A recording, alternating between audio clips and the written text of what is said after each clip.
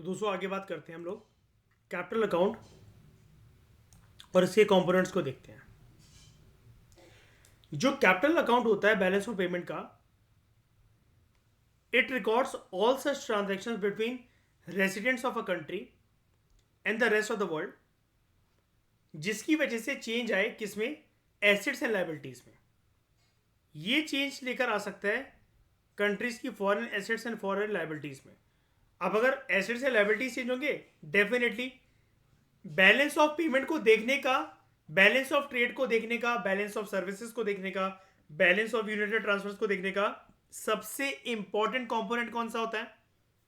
देखने का कह रहा हूं, क्या टूल होता है वो?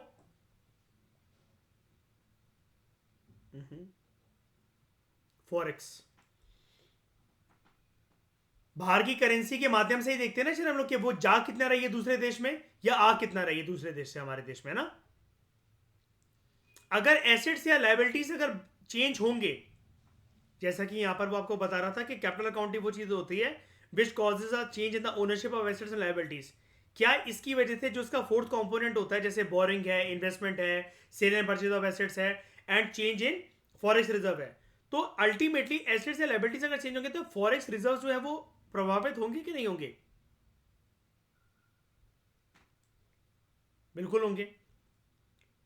और ये सारी बातें, फॉरेक्स रिजर्व का चेंज होना, होना, बोरिंग करना, होना, इन्वेस्टमेंट करना, हमारे देश में इन्वेस्टमेंट होना, sale and purchase of foreign assets to foreigners या फिर फ्रॉम फॉरेनर्स, ये सब चीजें शॉर्ट टर्म नेचर की होती है कि लॉन्ग टर्म नेचर की होती हैं?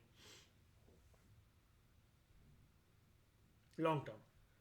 तो in short, capital account is a record of inflows and outflows of capital stock which brings a change in country's foreign assets and liabilities. ठीक है, it is a record of inflows and outflows of capital stock which brings a change in countries' foreign assets and foreign liabilities.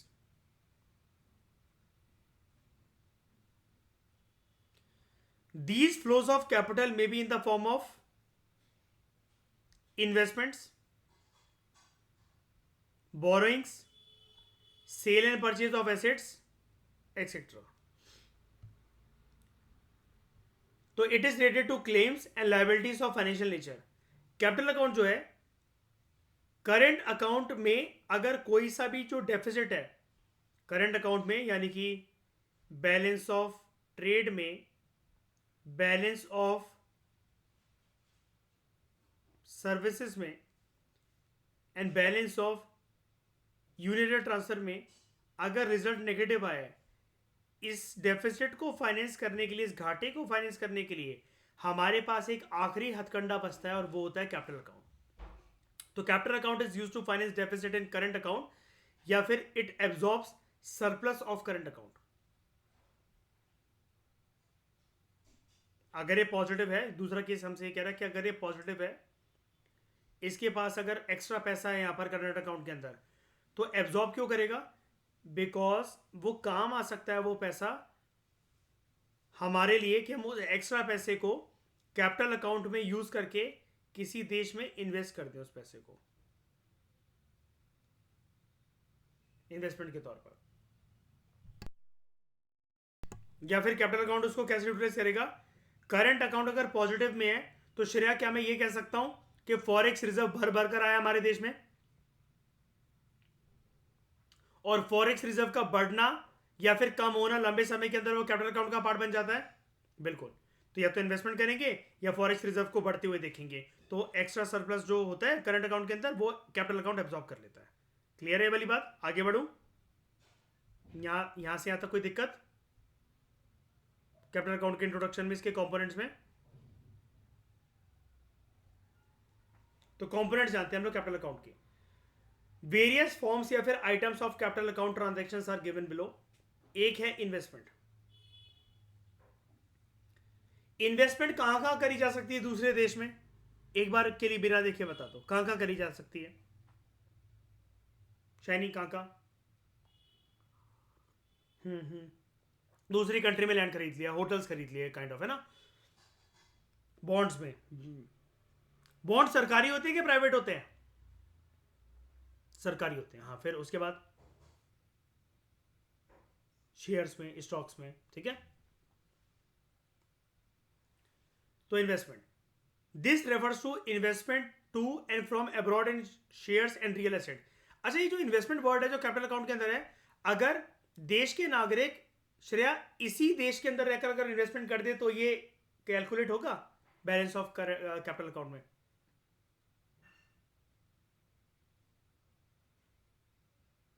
है shiny? मैं ये कह रहा था कि अगर देश के नागरिक इसी देश में अगर अपने पैसों को इन्वेस्ट कर दे तो ये क्या कैपिटल अकाउंट के अंदर इंक्लूड होगा, बैलेंस ऑफ कैपिटल अकाउंट के अंदर? नहीं नहीं नहीं, पर इंक्लूड नहीं होगा ना। ये पूरा चैप्टर किसके बारे में है? इंटरनेशनल इकोनॉमिक रिलेशंस, है ना। तो this refers to investment to and from abroad in shares and real estate. Real estate किसको कहते हैं हम लोग? प्रॉपर्टी को। Foreign investments in shares of Indian companies, याद रखना क्या लिखा हुआ है, देखो, foreign investments in shares of Indian companies and real estate it brings in foreign exchange. यानी कि यहां पर इस लाइन का मतलब क्या है? इन्वेस्टमेंट कहां पर हो रखी है? भारत के अंदर, भारत की कंपनीज में और रियल एस्टेट में। क्या ये हमारी अच्छी बात है कि बुरी बात है? हमारे स्टॉक मार्केट में पैसा लग रखा है, अच्छी बात है कि बुरी बात है?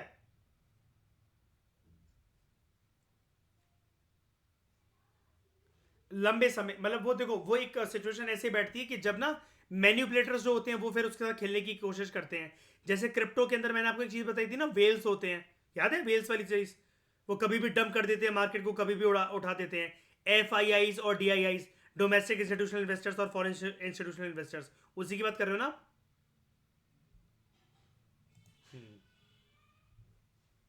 हाँ, क्या बोलना चाह रहे हो, बताओ बताओ, बोलो बोलो।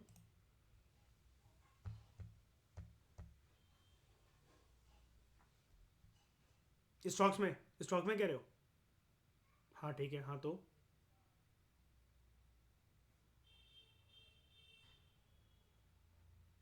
हाँ, नहीं, टेक इट, हाँ।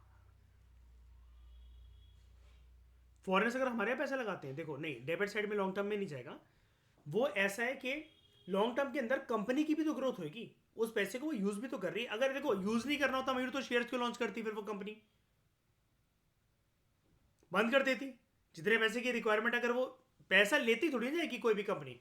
देखो, शेयर्स की भी ना एक लिमिट होती है। मैं अगर मयूर ये प्लान बनाऊं कि मैं 250 अरब शेयर्स खरीदूंगा PNB का, अवेलेबल है? अवेलेबल है 250 अरब शेयर्स? नहीं अवेलेबल। PNB देश छोड़ के भाग जाएगा मयूर, है ना। उसकी सारी सत्ता मेरे हाथ में। क्या कर देगा? शेयर में बना देगा ना।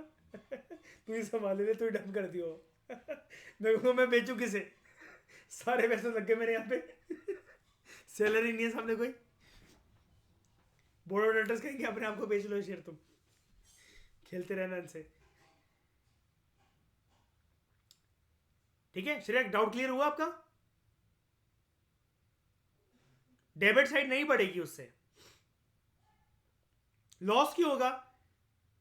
बिल्कुल नहीं होगा। कंपनी को तो जो,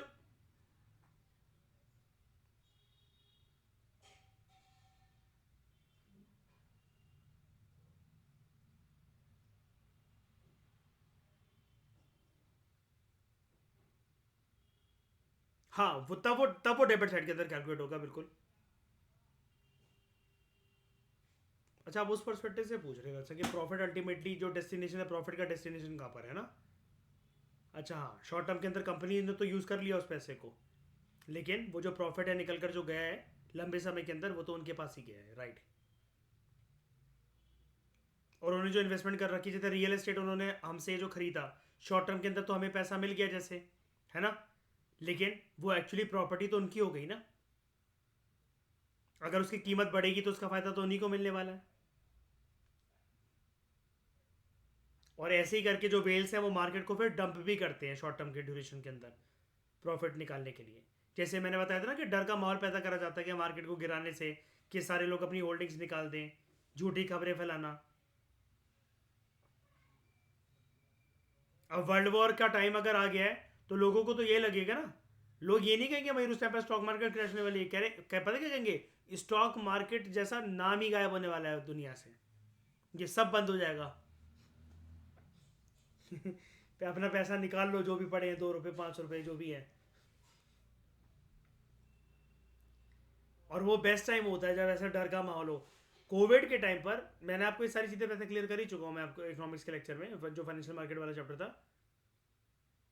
हम्म।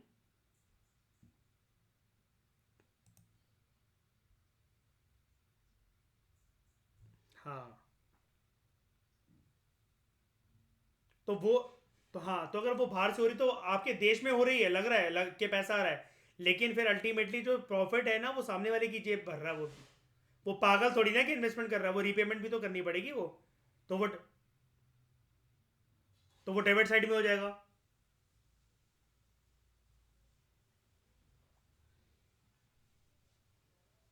वो रीपेमेंट में।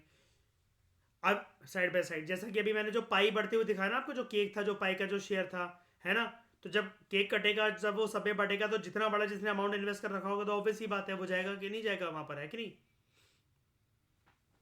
ये चीज है। आप लोग इन्वेस्ट कर सकते हो अपना पैसा बाहर के शेयर्स में। आप लोग अगर चाहो तो याहू, गूगल, फेसबुक, एप्पल, इनके शेयर्स खरीद सकते हो आप। अभी अलाउड है। नहीं, अभी अलाउड है। being- ये आप लीगल तरीके से बाय कर सकते हो। यूएस अलाउ करता है इंडियंस को कि अब वो बाय कर सके उनकी शेयर मार्केट के अंदर शेयर्स को। बिल्कुल बिल्कुल है, तो कॉन्फिडेंस से बोल रहे हैं, हाँ करते हैं। हाँ, क्या बोल रहे थे शायद, अभी आप कुछ डाउट पूछ रहे थे एक और। हो गया ना। शाइनी क्लियर है ना ये वाली बात, गौरव, कुणाल, मयूर। ठीक है। तो foreign investments in shares of Indian companies and real estates it brings foreign exchange.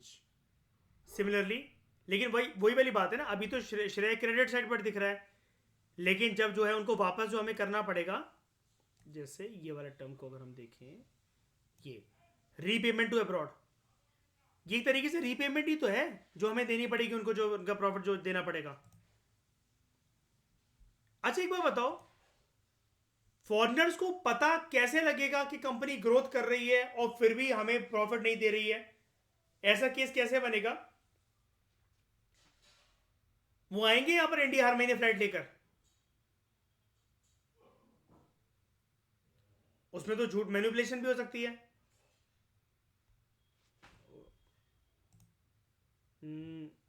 Fundamentals ठीक है, स्ट्रॉन्ग जा रहे हैं, लेकिन शेयर की वैल्यू नहीं बढ़ी तो?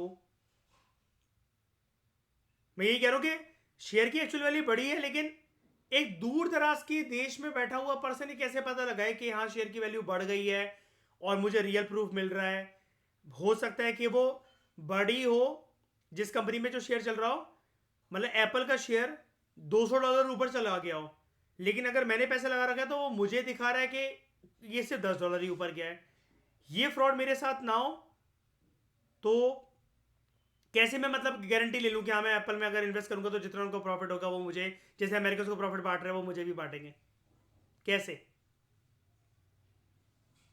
सेबी का क्या रोल है उधर यूएसए के मार्केट में? ना ना ना ना ना।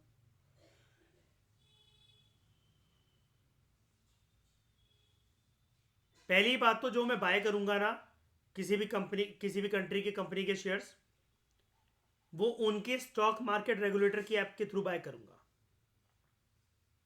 और जैसे हमारे यहाँ रेगुलेट करने के लिए सेबी होता है, अमेरिका में भी नैस्डैक है, राइट। वो ये इंश्योर करेगा कि सबको उसका हक, शेयर का इन्वेस्टेड अमाउंट का हक बराबरी से मिले। And online platforms services are available in the current scenario, like site of trading view, candles जो ऊपर जाती हुई दिखेंगी उससे कोई झूठ नहीं बोल सकता। ऐसा हो सकता है श्रेया कि कैंडल ग्रीन बनती हुई दिखी जा रही मुझे 10 दिन से, कंपनी बोलते नहीं नहीं ये तो झूठा है, ऐसे तो प्रॉफिट हो ही नहीं रहा, मैं ये तो बेकार की बातें हैं। बताओ, ऐसा हो सकता है? नहीं। सोच के देखो मगर, कोई कंपनी ये कह रही है बीटीसी तो ऊपर जाते हुए दिख रहे हैं, तो भ्रम है, तो झूठी बातें तो।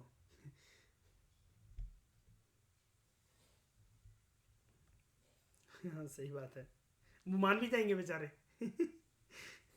Similarly investments to abroad refers to investment by Indians in the shares of foreign companies and real estate. तो इन्वेस्टमेंट जो हो सकती है, इट मे बी डायरेक्ट और पोर्टफोलियो इन्वेस्टमेंट। जैसे आप एक वर्ड सुनते हो, FPI, foreign portfolio investment.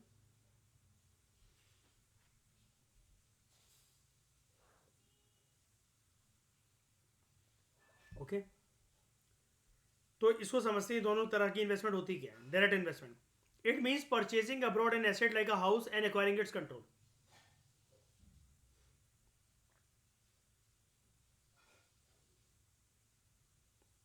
Florida में मैंने और मेरी वाइफ ने एक प्रॉपर्टी खरीदी कि हम साल में एक बार महीने के लिए वेकेशन पे वहां पर चला करेंगे अपने बच्चों को लेकर, और वहां रहा करेंगे। बार बार हमें अमेरिका आना पड़ता है, तो चलो एक प्रॉपर्टी खरीद लेते हैं। तो फ्लोरिडा में मैंने मान लो उसके साथ एक प्रॉपर्टी खरीद ली अपनी वाइफ के साथ मिलकर, और वो उसके ऊपर मेरा डायरेक्ट कंट्रोल है। अब वो हमेशा के लिए मेरी प्रॉपर्टी है जब तक मैं उसको बेचता नहीं। This is direct investment. Portfolio investment, it means acquisition of an asset that does not give control over an asset. क्या ऊपर वाली प्रॉपर्टी जो मैंने फ्लोरिडा में खरीदी, क्या उसके ऊपर मेरा कंट्रोल है ना? लेकिन पोर्टफोलियो इन्वेस्टमेंट आपको क्या बता रहा है? It means acquisition of an asset that does not give control over an asset. Example, purchase of shares and bonds issued by foreign government. NRI deposits are also component of capital account. ये तो अलग से बात बता रहा है, लेकिन आप इसको देखो, purchase of shares and bonds, ये आपको एसेट के ऊपर कंट्रोल देता है? आप कहोगे जी हाँ देता है। मैं कह रहा हूं नहीं देगा। क्यों नहीं देता? यार आपको पता है कि एप्पल के शेयर में अगर आप आज पैसा लगा रहे हो तो वो ऊपर जाएगा कि नीचे जाएगा? कंट्रोल है आपका इस बात के ऊपर कोई? आपका मालिकाना हक है उसके ऊपर कि आप उसको बढ़ा दो रातों रात? आप एप्पल को सुझाव दोगे कि यार मैं आपको आइडिया बताता हूं कि आप ऐसे ऐसे करके प्रॉफिट कमाओ और आप अपने शेयर होल्डर्स के शेयर का पैसा जो है उसकी कीमत बढ़ाओ? बॉन्ड्स, आप सरकार को समझा सकते हो कि यार एक काम करो, मैंने 5 साल का बॉन्ड खरीदा है, आप ये हाईवे प्रोजेक्ट को 3 महीने के अंदर, 3 साल के अंदर कंप्लीट करके नहीं दे सकते फटाफट? क्या कि मुझे जो बॉन्ड की वैल्यू जो है वो जल्दी मिल जाए? आपका कंट्रोल है इस चीज के ऊपर कोई? लेकिन जो आपने प्रॉपर्टी खरीदी है, आप उसको आग लगा दो, जला दो, एक की दो कर लो, किसी को बेच आओ जाकर, उसके रेट कम हो गए तो उसके होल्ड करो, रेट ज्यादा हो गए तो अब फ्लोरिडा के बाद जो है मैं न्यूयॉर्क जाना चाहता हूं, मैं वहां प्रॉपर्टी खरीदना चाहता हूं, तो फ्लोरिडा की प्रॉपर्टी जिसके रेट बढ़ गए थे मैंने उसको बेचकर न्यूयॉर्क में खरीद ली। क्या इन सब चीजों के ऊपर मेरा कंट्रोल है? बिल्कुल है। लेकिन मैं एप्पल के शेयर को बेचकर क्या फेसबुक के शेयर खरीद सकता हूं? बताओ, इस चीज के ऊपर मेरा कंट्रोल है? एप्पल के शेयर बेचकर मैं फेसबुक के शेयर खरीद सकता हूं? बोलो कर सकता हूं मैं, लेकिन सिचुएशन पे डिपेंड करता है कि आप प्रॉफिट विड्रॉ कर, और प्रॉफिट में श्रेय, प्रॉफिट में विड्रॉ, पागल नहीं हो कि उसको लॉस में बेचूंगा।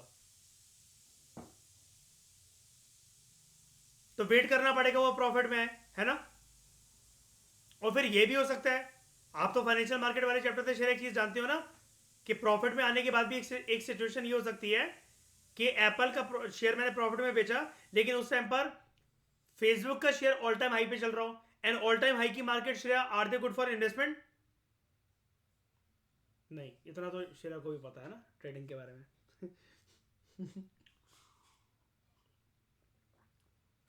उसके बाद ये हो गया, इन्वेस्टमेंट हो गया नंबर 1 कंपोनेंट। फिर है borrowings. This refers to borrowing to and from abroad. Borrowings from abroad includes borrowings by private individuals, institutions, government, etc. Loan repayments bye foreigners, credit granted by institutional. अच्छा, loan repayment bye foreign मतलब क्या? हमने इनको loan दिया हुआ था, इन्होंने हमें पैसा वापस कर दिया, है ना। Credit granted by institutional, international institution like IMF, world bank etcetera. हम कौन सी दो संस्था के पास गए थे 1991 में? कितना पैसा दिया था उन्होंने हमें? $7 बिलियन। क्या वो ग्रांट था, एड था, लोन था, क्या था? लोन था। Similarly, lending abroad implies lending by private individuals, institutions, etc. and repayment of foreign loans. ये सारा बोरिंग के पार्ट में आ जाएगा, ठीक है। क्या ये एसेट्स एंड लायबिलिटीज को चेंज करेगा?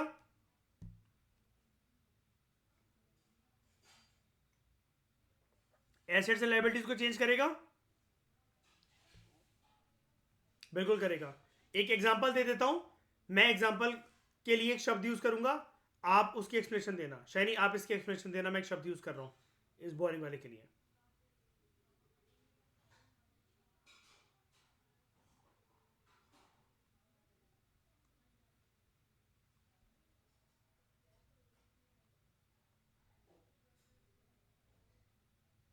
हम्बन तोता पोर्ट ऑफ श्रीलंका। अब बताओ शैनी इसके बारे में डिटेल में, आराम से समझाना, इत्मीनान से, बिल्कुल बेसिक चीज, बिल्कुल बेसिक एस्पेक्ट से बताओ। ये बोरिंग कैसे चेंज करता है? बोरिंग मतलब जो चीज है, इसने श्रीलंका के अंदर कैसे एसेट्स और लायबिलिटीज को चेंज करा, बताओ क्या है पूरी कहानी। मतलब इसके थ्रू, इकोनॉमिक्स के थ्रू समझाना। हाँ, पता है शैनी इसके बारे में वैसे आपको? हाँ हाँ हाँ, तो आराम से बताओ, आराम से बताओ। हाँ, श्रीलंका को ऐसे बोलो कि पैसों की रिक्वायरमेंट थी। अब बताओ कहानी।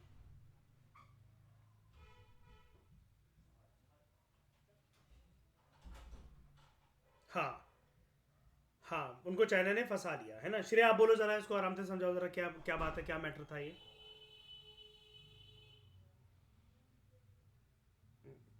हाँ, पूरा बताओ कि श्रीलंका को पैसों की आवश्यकता थी। चाइना ने लोन ऑफर करा। अब लोन ऑफर करने के तहत श्रीलंका ने कोलेटरल के तौर पर क्या रख दिया? हम्बनतोता पोर्ट। उसमें एक शर्त थी उस क्लॉज में कि अगर श्रीलंका टाइम पर पैसा नहीं चुका पाया, लोन के साथ क्या दो चीजें जुड़ी होती हैं? प्रिंसिपल अमाउंट तो देना ही पड़ता है, लेकिन उसके साथ साथ इंटरेस्ट। क्या वो श्रीलंका दे पाया? नहीं दे पाया। तो क्या चला गया चाइना के पास? हम्बनतोता पोर्ट चला गया, उसकी लीज चली गई, लीजिंग राइट चली गया। कितने साल के लिए? 99 ईयर्स के लिए। क्या ये एसेट जो अभी तक श्रीलंका का था, अब मैं इसको बोल सकता हूं अभी चाइना के पास है? क्या इस बोरिंग ने श्रीलंका की साइड से जो हुई बोरिंग जो हुई थी, क्या इसने श्रीलंका के एसेट्स और लायबिलिटीज के अंदर खलबली मचाई, हलचल करी? बिल्कुल करी। क्या उसके एसेट बढ़े कि कम हुए? कम हुए। लायबिलिटीज बढ़ी कि कम हुई? बढ़ गई। Change in foreign exchange reserves. Boring की चलते जो है चेंज इन एसेट्स वाला जो पॉइंट आता है, लेकिन श्रेया, जैसा कि मैंने इसके अंदर एग्जांपल दिया, तो बोरिंग में ऑब्वियस सी बात है, फिर कोई जो एसेट्स है वो भी तो चेंज हो सकते हैं, एसेट्स एंड लायबिलिटीज, है ना। तो वो इसी के अंदर पार्ट आ जाएंगे, क्योंकि कोई ना कोई चीज तो अगर आप बोरो कर रहे हो, जैसे लोन दे रहे हो या ले रहे हो, तो कोलेट्रल की तो रिक्वायरमेंट होगी ना, होगी कि नहीं होगी? देश के कोलेट्रल क्या होते हैं जब हम किसी से लोन लेते हैं? तो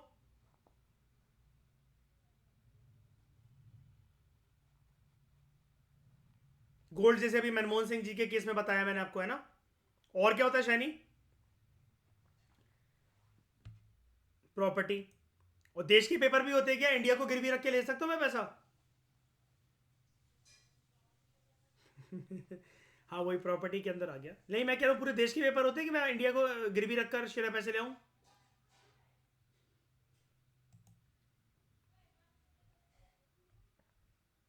पता भी नहीं चलेगा, है ना शैनी, कि अगली सुबह जो इन्वेजन हो रही है वो क्यों हो रही है भारत के अंदर।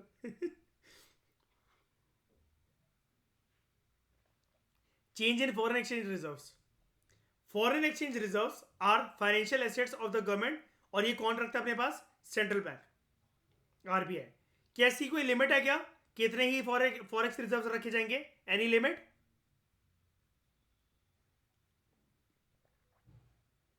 श्रेया, फॉरेक्स रिजर्व की लिमिट है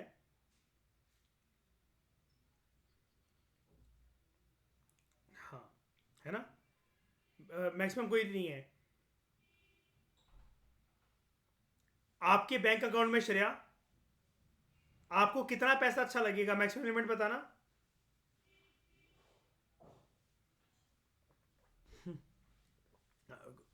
डोंट वरी, आपकी खुशी बयां कर रही है कि सर ये मैक्सिमम वर्ड क्यों यूज कर रहे हो, बढ़ते रहने दो ना उसको। 10,000 अरब डॉलर्स इतना ठीक रहेगा? तो आरबीआई जो है, RBI is the custodian of foreign reserves, हाँ मतलब वही forex reserves of the country. These reserves keep on changing, increasing और decreasing, depend on the net balance of other private and official transaction. यानी कि किसके ऊपर? ये तो नेट बैलेंस, ये फालतू बातें कर रहा है। हम क्या जानते हैं शेयर्स के लिए टर्म? शाइनी बहुत अच्छी, सोर्स या फिर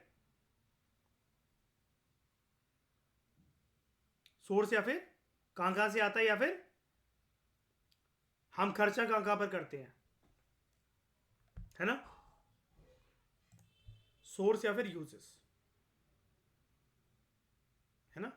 ये दिखाता है इनफ्लो की साइड को, ये दिखाता है आउटफ्लो की साइड को।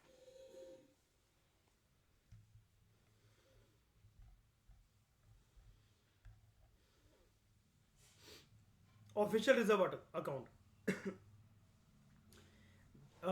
There is another category besides current account and capital account. जल्दी फटाफट से मुझे बता दो, करंट अकाउंट के अंदर क्या क्या होगा? बीओटी, जल्दी बोलो, जल्दी जल्दी जल्दी।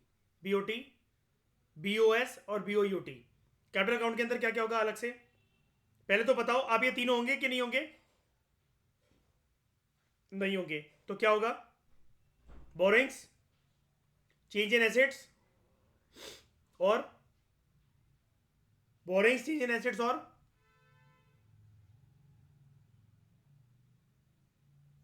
फॉरेक्स रिजर्व्स का चेंज, और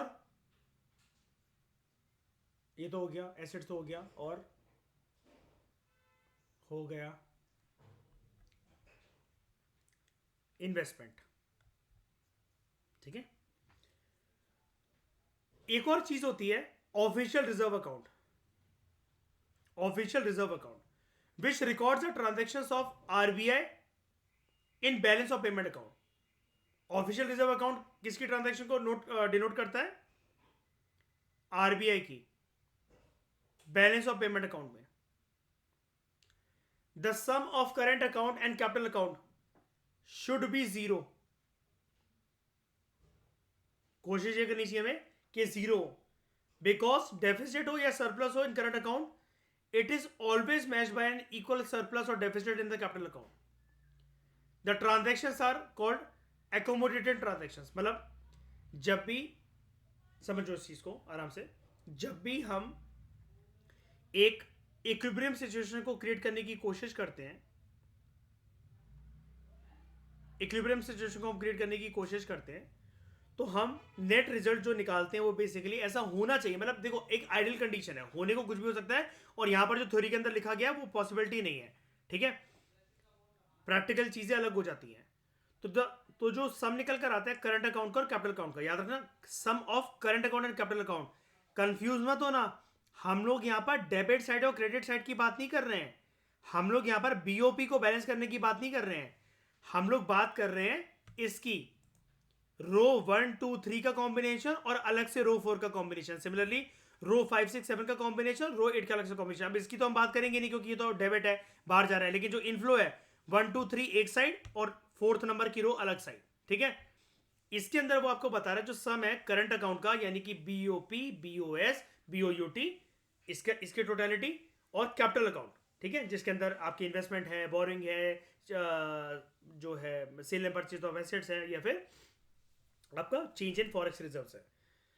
it should be zero because deficit और surplus in current account is always matched by an equal surplus और डेफिसिट इन कैपिटल अकाउंट। जैसे कि हमारे एग्जांपल के अंदर भी यही बैठा, 130 करोड़ का घाटा था करंट अकाउंट के अंदर, उसको मैच करा गया विद 130 करोड़ का प्रॉफिट इन कैपिटल अकाउंट। ठीक है, तो क्या निकला रिजल्ट? जीरो निकला। ट्रांजैक्शंस, जो ऐसी ट्रांजैक्शंस जो होती हैं कि जब हम किसी चीज के अंदर घाटे को, जब डेफिसिट होगा तो उसको ऑफसेट करने की कोशिश करेंगे किसी प्रॉफिट से। करंट अकाउंट के अंदर घाटा होगा तो कैपिटल अकाउंट के अंदर प्रॉफिट लाने की कोशिश करेंगे। कैपिटल अकाउंट के अंदर जो घाटा होगा, वैसे करंट अकाउंट के अंदर इतनी दम नहीं होती कि कैपिटल अकाउंट अगर घाटे में है तो करंट अकाउंट के अंदर हम सरप्लस ला सके, लेकिन फिर भी चलो मान लो हम कोशिश कर रहे हैं ऐसी। कोशिश करने में क्या जाता है, गुड्स की एक्सपोर्ट, सर्विसेज की एक्सपोर्ट, यूनिटेड ट्रांसफर जो है वो बाहर से आए, कोशिश तो करी जा सकती है। ठीक है, लंबे समय के अंदर तो पॉसिबिलिटी हो सकती है। ठीक है, कि हमारे जो अलग अलग कंट्रीज है वो डेस्टिनेशन बन गए हैं गुड्स के और सर्विसेज के एक्सपोर्ट के लिए। हमें रेमिटेंसेज इंडिया को ज़्यादा आने लगे हैं, भारतीय मूल के निवासी बाहर लोग रह रहे हैं, अच्छा कमा रहे हैं, और उनका जो परिवार, घर परिवार के लोग जो भारत में रहते हैं वो उनके लिए जो पैसा भेजते हैं। ये सारी चीज़ें जो है, अगर मान लो हम बैलेंस करने की कोशिश कर रहे हैं, अगर एक साइड में घाटा है और दूसरी साइड में एक जो प्रॉफिट लाकर, ताकि वो घाटा जो वो कवर हो सके, एटलीस्ट जीरो पे पहुंच सके नेट रिजल्ट, इसको हम लोग कहते हैं accommodating transactions. We are accommodating the losses with profit. We are accommodating the losses with profit. तो overall balance is finally reflected in the official reserve account of RBI. ये ओवरऑल बैलेंस जो होता है वो आरबीआई के उसमें वो करता है, रिफ्लेक्ट करता है। श्रेया, मुझे इसका रीजन बता सकते हो ऐसा क्यों आरबीआई के अकाउंट में, रिजर्व अकाउंट में क्यों, ऑफिशियल रिजर्व अकाउंट में रिफ्लेक्ट क्यों करता है? बिकॉज ये जितनी भी चीजें चेंज हो रही है, प्लस या माइनस जो हो रही है, ये किसके अंदर चेंज हो रहा है एक्चुअली? किसके अंदर एक्चुअली चेंज हो रहा है? फॉरेक्स रिजर्व के अंदर। और फॉरेक्स रिजर्व का कस्टोडियन कौन है? आरबीआई। तो आरबीआई तो दिखाएगा ना, ये ऑब्वियस बात है कि फॉरेक्स रिजर्व कितना कम हुआ कितना ज्यादा हुआ है। मुझे को बताओ, बीओटी जो है क्या वो फॉरेक्स रिजर्व को हिलाता है? बीओटी फॉरेक्स रिजर्व को हिलाता है? यार क्यों नहीं हिलाएगा? सब कुछ तो फॉरेक्स रिजर्व के अंदर ही हो रहा है चैप्टर के अंदर। कम ज्यादा नहीं होगा बैलेंस ऑफ ट्रेड अगर फेवरेबल है या फिर अनफेवरेबल है तो?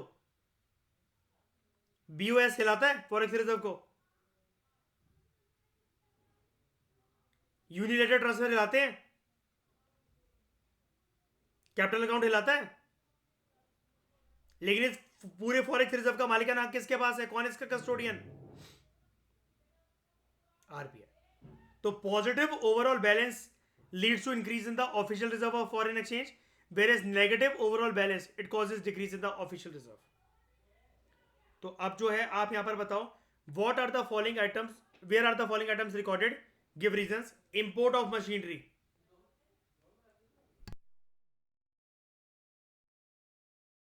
import of machinery from foreign land, from abroad, कहां हम इसको इंक्लूड करेंगे?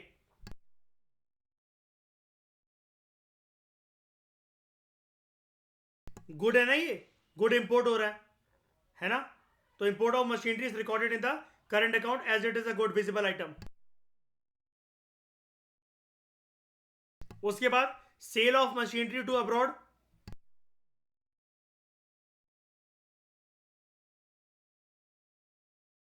रो 1 के अंदर इंक्लूड करेंगे हम लोग, है ना? Remittances from members of family from abroad,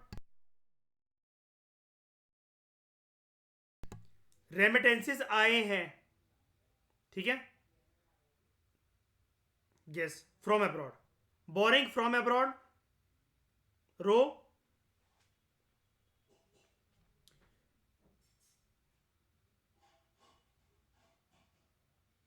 borrowing from abroad,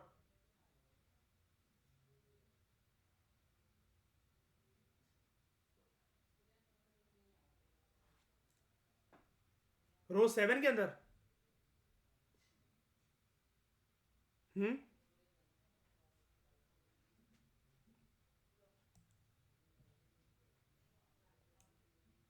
ये कौन सी रो होती है boring from abroad?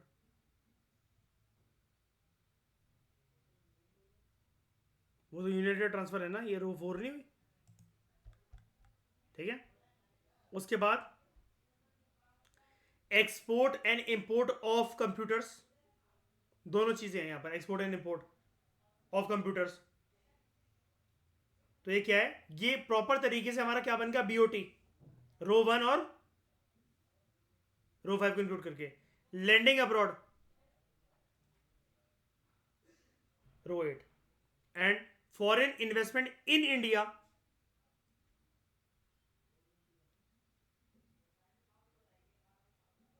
row 4.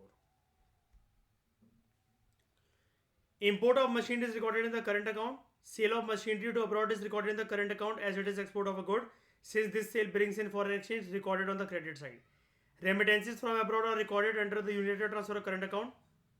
Borrowings from abroad is credited in capital account on the credit side as it brings in foreign exchange. अब ये कह रहा है कि mind capital account records only those transaction which results in inflow और outflow for exchange. Export and import of computers are recorded in the current account as they are export and import of goods. Indians lending abroad is recorded in capital account on the debit side as it leads to outflow foreign exchange, and foreign investment in India is recorded in capital account on the credit side क्योंकि इसी वजह से foreign exchange जो है it brings in foreign exchange to the country, to India. Clear है? कोई दिक्कत?